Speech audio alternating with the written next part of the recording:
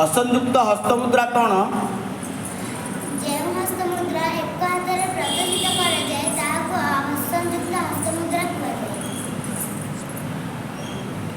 या केते प्रकार यह 28 प्रकार कर पताक द्विपताक अर्धपताक कर्तरीमुख मयूर अर्धचंद्र अराल सुकतुंड मुष्टि शिखर कपिथ कटकमुख सूचि चंद्रकला पद्मकोश सर्पशीष मृगशीष सिंहमुख कांकुल अळपद्म चतुर भ्रमर हंसाक्ष्य हंसपक्ष संदंश मुकुल ताम्रचूल त्रिशूल।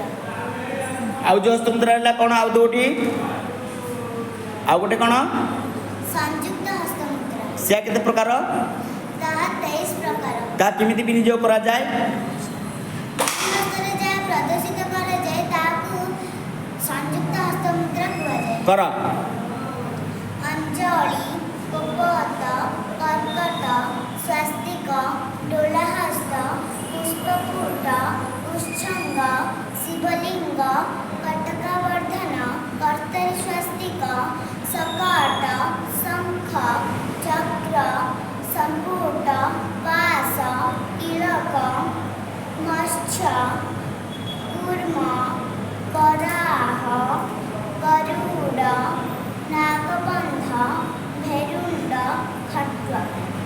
Very good.